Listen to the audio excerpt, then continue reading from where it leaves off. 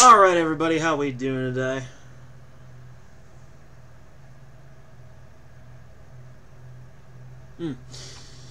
Anyway, I hope you're doing better than my hair. Love my hair. Anyway, so here we go. From Ruptly, Trump's Syria oil gambit is a crime, and what may be worse, a mistake. Well, let's not fall into the Trump derangement now.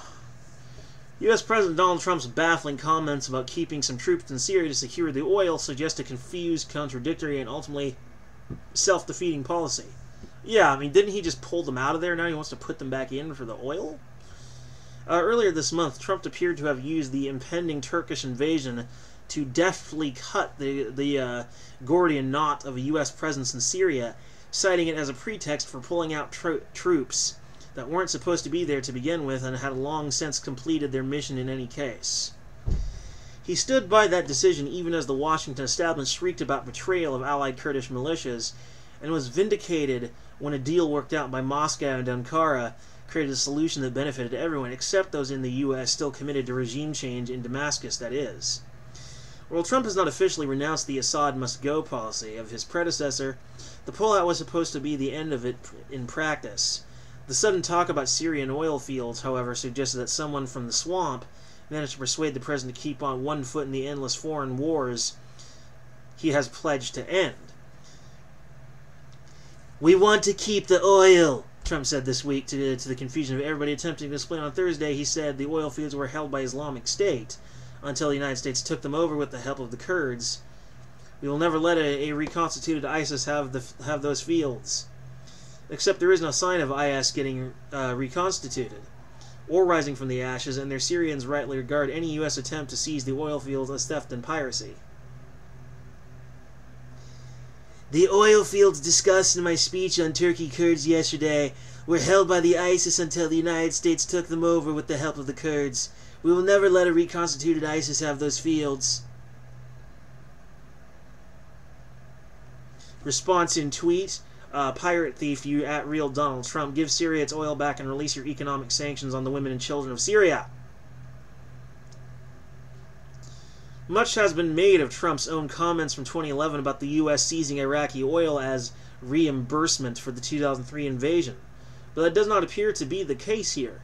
Ironically, Trump has boasted recently about his administration making the U.S. into a net exporter of oil and gas, so it does not need the Syrian oil. The oil fields in question were traditionally used to meet domestic demands that are too small to be interesting to Washington in terms of profit. Journalist and Orientalist Andrei Ontikov told RT. One clue might be in the words of U.S. Defense Secretary Mark Esper, who said the purpose of keeping the troops in Syria is to deny access to IS, and any other groups that may want to seek that revenue to enable their own malign activities, emphasis added. This phrasing is a dead giveaway that the oil gambit is not about IS, but about blocking the government in Damascus from using its own natural resources to rebuild. Already under a blockade by the U.S. and its EU allies, Syria desperately needs the oil to help its people survive the winter. Malign activities is the phrase Washington often uses in reference to Iran, a strategic partner and ally of the Syrian government. "It's none of our business. It doesn't affect us. We just want the oil to fuel the American empire."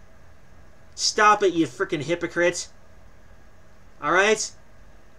Just stop it, cut it out. We're on to your game, Mr. Trump. I mean, I wanted to like you. I voted for your dumb ass. But quite frankly, I have had about enough. I am not voting for you this time. Plain and simple.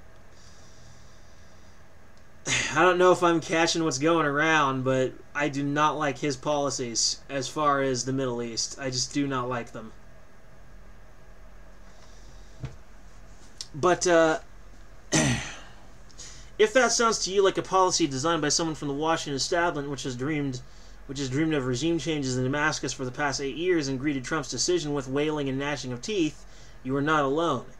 NBC News has even named a possible culprit, retired General Jack Kean, a Fox News military analyst who they say gave Trump a briefing about the oil fields. I'm just going to call him Kean.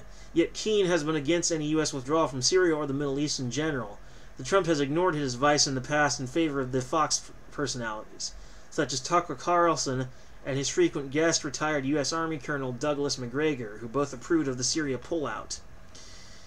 Critics of the purported plan point out that it is illegal. So was the U.S. presence in Syria, mind you, and their transit through Iraq as well, according to Baghdad, or the 2003 invasion, or, well, a number of other things, too. Too long to get into here. Illegally has never stopped Washington, convinced as it is of American exceptionalism. Yes, the oil gambit would be a crime. But worse than that, it would be a mistake by leaving troops in Syria to keep the oil, whether for or from someone. Trump would be snatching defeat from the jaws of victory. And for what? Appeasing the very same Washington swamp he literally just denounced as human scum? Things have had a way of working out in Trump's favor, and he has described himself as a stable genius. Yet there's nothing clever or genial about this. Frankly, stupid plan. As he himself would say, let's see what happens.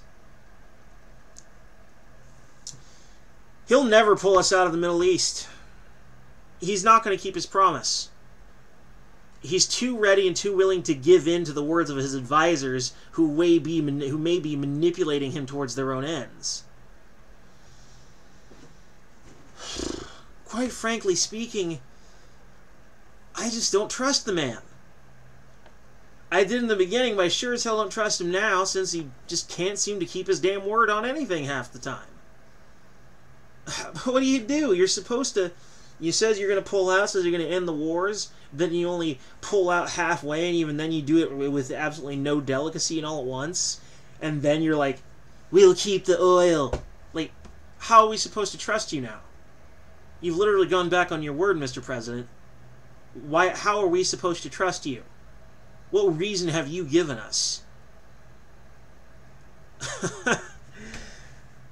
There goes my suspicious nature getting the better of me again. But the thing is, the reason why I always give into it is because most of the time I'm right. I have been rewarded for giving in to the suspicion. That is literally just a part of who I am at this point. Time and time again, I swear. How do you trust a man like Trump? You just can't do it. You know, he does not deserve the crap he gets, mind you. The sort of vitriol and spitting I've seen on Twitter, you would not believe. I don't think anyone really deserves that. But at the same time, he's no saint. He doesn't deserve the crap he gets, but he's definitely no saint. There are no saints. Anyway, peace!